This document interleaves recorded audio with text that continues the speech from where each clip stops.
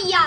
இந்த நிகழ்ச்சிக்கு வருகை புரிந்துள்ள அன்பு பெரியவர்களே, அருமை தாய்மார்களே, பெருமைக்குரிய பெற்றோர்களே, துடிப்பு மிக்க இளைஞர்களே, உங்கள் அனைவருக்கும் இந்த பட்டிமன்ற புகழ் வாழமின் கருப்பையாவின் வணக்கங்கள். ஆத்துல போட்டால் அளந்து போடணும் ஐயா, இருந்து தின்னால் இலங்கையை அழிஞ்சு போகும் ஐயா. இது பழமொழி. இன்னைக்கு ஆண்களும் பெண்களும் கஷ்டப்பட்டு உழைச்சி சம்பாதிக்கிறாங்க. அப்படி சம்பாதிச்சும் முன்னேற முடியல ஐயா, முன்னேற முடியல. ஏன் முன்னேற முடியல? கடனை வாங்கி அதுக்கு வட்டி கட்டியே ஓஞ்சு போறாங்க ஐயா, ஓஞ்சு போறாங்க. எதுக்கு கடனை வாங்குறாங்க? பேராசப்பட்டு கண்டதெல்லாம் வாங்கி நொடிச்சு போறாங்க ஐயா, நொடிச்சு போறாங்க. அப்புறம் காசா தண்ணியா செலவழிச்சுறாங்க ஐயா. இன்னைக்கு பணத்தை சிக்கனமாக வைக்காதனால தான் இத்தனை பிரச்சனைகள். இயற்றலும் ஈற்றலும் காத்தலும் காத்த பகுத்தலும் வல்லதரசு. இது திருவள்ளுவர் சொன்னதுயா. இன்னைக்கு குடும்பத்தை நடத்த பணம் தேவை. அந்த பணத்தை எப்படி சம்பாதிக்கணும்னு முதல்ல திட்டம் திட்டணும். அப்புறம் பணத்தை சம்பாதிக்கணும். சம்பாதிச்சா மட்டும் போதாது, சம்பாதிச்ச பணத்தை செலவழிச்சுட்டு மிச்சத்தை பாதுகாக்கணும்யா, பாதுகாக்கணும்.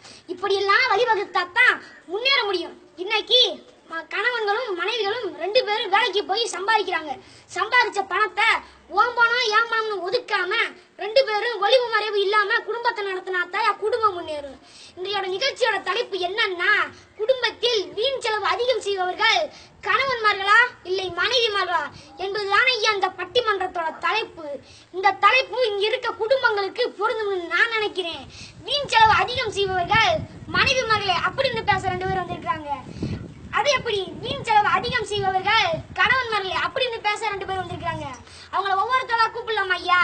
முதல்ல வீண் செலவு வெட்டி செலவு அதிகம் செய்பவர்கள் மனைவிமார்களே அப்படின்னு பேச நம்ம ஒத்தக்கடை உண்டி புள்ளி அழைக்கிறேன். வாங்க ஐயா.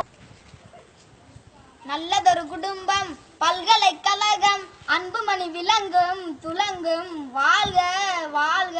வணக்கம் நடுவர்களே. வணக்கம். ஒவ்வொரு குடும்பத்தையும் ஆலமரமாக தாங்கி நிற்பவர்கள் ஆண்கள். நாங்க தான் நடுவர்களே, நாங்க தான். நாங்க காலையில எந்திரிச்சு வேலைக்கு போய் கஷ்டப்பட்டு உழைச்சு சம்பளத்தை கொண்டு வந்து மனைவிடம் கொடுக்குறோம். அவங்க என்னன்றாங்க, கொடுத்த காசை வாங்கிட்டு ஏதோ சமைச்சு போடுறாங்க. நாங்க காசு நிறைய கொண்டு வந்து கொடுத்தா மாமா மச்சான் என்னங்க அப்படின்னு பேசுறது. அமௌண்ட் கம்மியானா போதும், போடா வாடா இவனே அவனேன்னு வைக்கிறது. நாங்க காலையில வேலைக்கு போன பிறகு காலையில இருந்து சாயந்தரம் வரைக்கும் சும்மாதான் பக்கத்து வீட்டுக்காரங்க எதிர்த்த வீட்டுக்காரங்களோட வெட்டி பேச்சு பேசுறது. தெருவுக்குள்ள ஊருக்குள்ள வித்துட்டு வர ஒரு பொருளையும் விடுறதில்ல. தேவையில்லாத பொருளை வாங்கி போறது, கடனுக்கு கண்ட பொருளை வாங்கி போட்டு எங்களை கடன்காரனா மாத்துறாங்க. அப்புறம் இன்னொன்னு நடுவர்களே, என்னடியா, பகல்ல தேவையில்லாம இருக்கிற லைட்டு ஃபேனு டிவி எல்லாம் போட்டு விட்டு கரண்ட் பில்லை ஏத்தி பண கஷ்டத்தை உண்டாக்கிறாங்க. டிவியில விளம்பரம் நாடகம் பார்த்துட்டு அது எல்லா பொருளையும் வாங்க சொல்லி எங்களை டார்ச்சர் பண்றது. செலவுக்கு எம்புட்டு கொடுத்தாலும் எப்ப பார்த்தாலும் ஒண்ணுமே மிச்சம் இல்லைன்னு சொல்லிட்டு எங்களுக்கு தெரியாம சிறுவாடை சேர்த்து வச்சு ஒழிச்சு வச்சுறாங்க. அந்த சிறுவாடை என்னையா பண்ணுவாங்க? அதவா அவங்க அப்பா ஆத்தா கூட பிறந்தவங்க கஷ்டப்பட்டா போதும் அப்படியே அங்கிட்டு கடத்தி விடுறது. நம்ம இழுத்துக்கிட்டு கிடந்தா கூட ஒத்த பைசா இல்லைன்னு அமுங்கி அனுப்புறாங்க இந்த மனைவிமார்கள். அப்புறம் எப்படி நடுவர்களே குடும்பம் முன்னேறும்? இப்படி குடும்பத்தை கஷ்டப்படுத்தி வீண் செலவு வெட்டி செலவு அதிகம் செய்வர்கள் மனைவிமார்களே என வாதிட்டு விடைபெறுகிறேன். நன்றி, வணக்கம். ஆகா, என்ன ஒரு உண்மையான கருத்துக்களை சொல்லிட்டு போயிருக்காங்க. நான் ஒத்தக்கடை ஒண்டி புள்ளி ஒன்னு சிறுவர்கள் சொன்னாருவாங்க ஐயா, அது நெசந்தாயா. கொஞ்சம் மாசத்துக்கு முன்னாடி 500 ரூபா 1000 ரூபா நோட்டெல்லாம் செல்லாதுன்னு சட்டம் வந்துச்சு.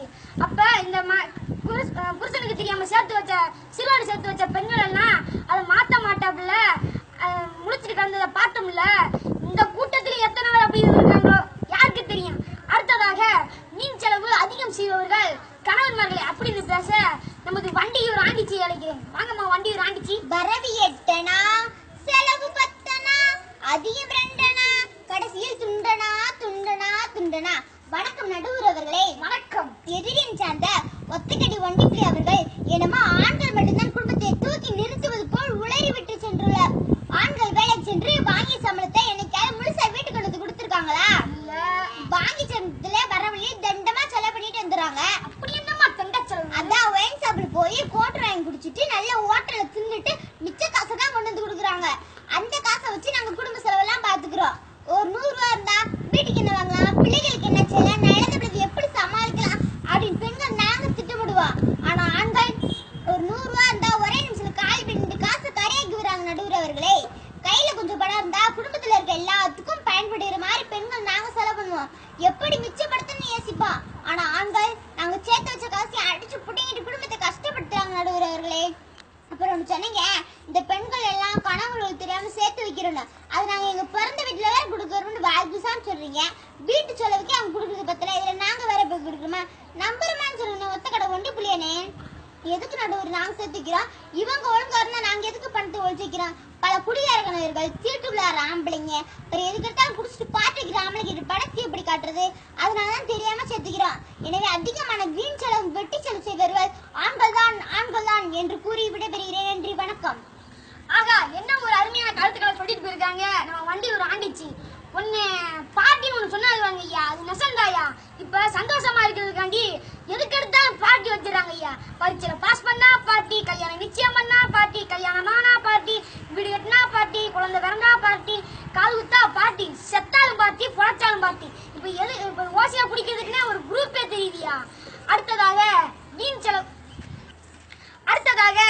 வீண் செலவு அதிகம் செய்பவர்கள் மனைவிமார்களே அப்படின்னு பேச நமது நலக்கோட்டை கோபால அழைக்கிறேன். வாங்க நலக்கோட்டை கோபால் அவர்களே. காசு பணம் துட்டு மணி மணி, காசு பணம் துட்டு மணி மணி. வணக்கம் நடுவர்களே. வணக்கம். எனக்கு முன்னால் பேசிய வண்டியூர் ஆண்டிச்சவர்கள் ஏதோ அடிச்சு அளந்து விட்டுட்டு போயிட்டாங்க. என்னமோ ஆண்கள் நாங்க தான் வெட்டி செலவு செய்யறோமா? இந்த பெண்கள் இருக்காங்களே, பெண்கள் தீபாவளி பொங்கல் விசேஷம்னு கடைக்கு கூட்டு போயிட்டா அவங்களுக்கு மட்டும் நல்ல நல்ல ட்ரெஸ்ஸா, அதுவும் ரொம்ப காஸ்ட்லியான ரேட்டுக்கு எடுத்துக்கிடுவாங்க. அப்புறம் அதுக்கு மேட்சா சட்டை வளையல் பொட்டு பாசி ஊசி ஜிமிக்கி மேக்கப் ஐட்டங்கள் அப்படின்னு வாங்கின சம்பளத்தெல்லாம் காலி பண்ணிடுவாங்க. கடைசியில ஆண்கள் எங்களுக்கு மட்டும் பிளாட்பார கடையில சீப்பா விற்கிற கைலி துண்டு பனியன் அப்படின்னு வாங்கி கொடுப்பாங்க. நாங்களும் பொறுத்துக்குறோம். நம்ம பொறுமைசாலியா. அப்புறம் என்னமோ விதவிதமா பலகாரம் செய்ய தெரிஞ்ச மாதிரி என்னென்ன பொருளோ வாங்குறது. கடைசியில வாயில வைக்க முடியாத அளவுக்கு செஞ்சு காசை வீணாக்குறாங்க இந்த பெண்கள். அப்புறம் இன்னும் நடுவர்களே, என்னடியா? வீட்டுல தானே இருக்காங்க பெண்கள். ஆமா. அப்ப இட்லி தோசைக்கு மாவு அரைக்கலாம்ல? அரைக்கலாம். தேவையில்லாம கடையில போய் இட்லி மாவு தோசை மாவு அந்த பொடி இந்த பொடி எல்லாம் கடையிலேயே வாங்கினா காசு தானே வெட்டியா போகுது. ஆமா. இந்த வெட்டி செலவுக்கு யார் காரணம் நடுவர்களே? பெண்களாயா? ஆகவே நடுவர்களே, வீண் செலவு வெட்டி செலவு அதிகம் செய்பவர்கள் பெண்களே பெண்களே பெண்களே என எங்கு வேணும் சொல்வேன் என்று கூறி விடைபெறுகிறேன். நன்றி, வணக்கம். ஆகா, என்ன ஒரு அருமையான கருத்துக்களை சொல்லிட்டு போயிருக்கிறாங்க நம்ம நிலக்கோட்டை கோபால் அவர்கள். இவரை மட்டும் தில்லாவும் திறமையாவும் யாரும் பேச முடியாதியா. பல பேர் பேசணும்னு நினைப்பாங்க, ஆனா வெளியே காட்டிக்க மாட்டாங்க. நம்ம நிலக்கோட்டை கோபால் அப்படி இல்லையா, எதா இருந்தாலும் தில்லாவும் திறமையாவும் பேசி போயிட்டாங்கள. அடுத்ததாக வீண் செலவு அதிகம் செய்பவர்கள் கணவன்மார்களே அப்படின்னு பேச நம்ம கருப்பாயூர்னி கருமாரி அழைக்கிறேன். வாங்கம்மா கருப்பாயூர்னி கருமாரி. ஓ ஒரு தென்றல் புயலாகி வருதே வருதே. வணக்கம் வணக்கம் வணக்கம் வணக்கம் நடுவர்களே. வணக்கம். எனக்கு முன்னால் பேசிய நிலக்கோட்டை கோபாலு பேசியது ஏதோ கேனத்தனமா இருக்கு. ஏதோ பெண்கள் நாங்கள் தான் வெட்டி செலவு செய்கிறோமா? இதை யாரும் நம்ப மாட்டாங்க. சொல்லுங்க தாய்மார்களே, நம்மளா வெட்டி செலவு செய்கிறோம்? நம்மளா வெட்டி செலவு செய்கிறோம்? அது ஆண்களும் வேலை விஷயமாக வெளியூர் டவுனுக்கு போறாங்க. பெண்கள் நாங்களும் ஏதாச்சும் டவுனுக்கு போறோம். டவுனுக்கு போற பெண்கள் நேரா பொருளை வாங்கிட்டு வீட்டுக்கு வரோம். ஏதாவது டீ கடையில டீ குடிக்கிறோமா? இல்ல வடை கடையில வடை சாப்பிடுறோமா? இல்ல ஹோட்டலுக்கு போய் ஆசைப்பட்டதெல்லாம் வாங்கி சாப்பிடுறோமா? இல்ல ஆண்களை மாதிரி நிக்கிற இடத்துல தம் அடிக்கிறோமா? செய்ய மாட்டோம் நடுவர்களே, செய்ய மாட்டோம். ஆனா ஆண்கள் எல்லா கடைக்கும் போய் எல்லாத்தையும் சாப்பிடுறாங்க. பெண்கள் நாங்கள் ஏதாவது வாங்கினாலும் ஏதாவது தின்பண்டம் கிடைத்தாலும் அதை பத்திரமா வச்சு வீட்டுக்கு கொண்டு வந்து பிள்ளை குட்டி எல்லாத்தையும் கொடுப்பாங்க. ஆனா ஆண்கள் குடும்பத்தையே மறந்துறாங்க. பெண்கள் நடுவர்கள் சிக்கனமானவர்கள். எங்கே ஒரே ஒரு மாசம் இந்த ஆண்கள் எல்லாரும் குடும்ப பொறுப்பு எல்லாத்தையும் கவனிக்க சொல்லுங்க பாப்போம். என்னம்மா சிக்கல்ல மாட்டிட்டு போற? முடியாது நடுவர்களே, முடியாது. எனவே வீண் செலவு வெட்டி செலவு அதிகம் செய்பவர்கள் ஆண்களே ஆண்களே ஆண்களே என கூறி விடைபெறுகிறேன். நன்றி, வணக்கம். ஆகா, என்ன ஒரு அருமையான கருத்துக்களை சொல்லிட்டு போயிருக்காங்க நம்ம கருப்பாயூர்னி கருமாரி அவர்கள். ஆகா, என்ன ஒரு காரசாரமான பட்டிமன்றம் நடந்து முடிந்துள்ளது. ஒரே டென்ஷனா இருக்குதியா, பிபி ஏறுதியா, யாருக்கு தீர்ப்பு சொல்றதுன்னே தெரியலையா. மனைவிமார்கள் நிறைய செலவு செஞ்சு கணவன்மார்களை கடனாளி ஆக்கிடுறாங்க அப்படின்னு சொன்னாங்க. அது ஒரு வகையில உண்மைதான்.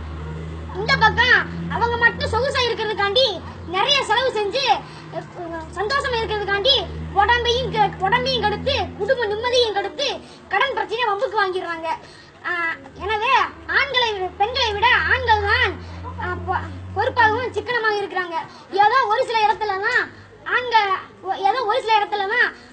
பெண்கள் ஊதாரியா இருந்துடுறாங்க. ஒரு சில இடத்துல ஆண்களும் சிக்கனமாக இருக்கிறாங்க, பெண்களும் சிக்கனமாக இருக்கிறாங்க. இன்னும் சில இடத்துல ஆண்களும் வெட்டி செலவு செய்றாங்க, பெண்களும் வெட்டி செலவு செய்றாங்க. எப்படி பார்த்தாலும் வீண் செலவு வெட்டி செலவு அதிகம் செய்வர்கள் பெண்களை விட ஆண்கள் தான் என்று கூறி, ஒரு ஆண் குடித்தால் அந்த குடும்பமே தள்ளாடும், அதே ஒரு பெண் படித்தால் அந்த குடும்பமே தலை நிமிரும் என்ற பஞ்ச் டயலாக்கோடு விடைபெறுகிறேன். நன்றி, வணக்கம்.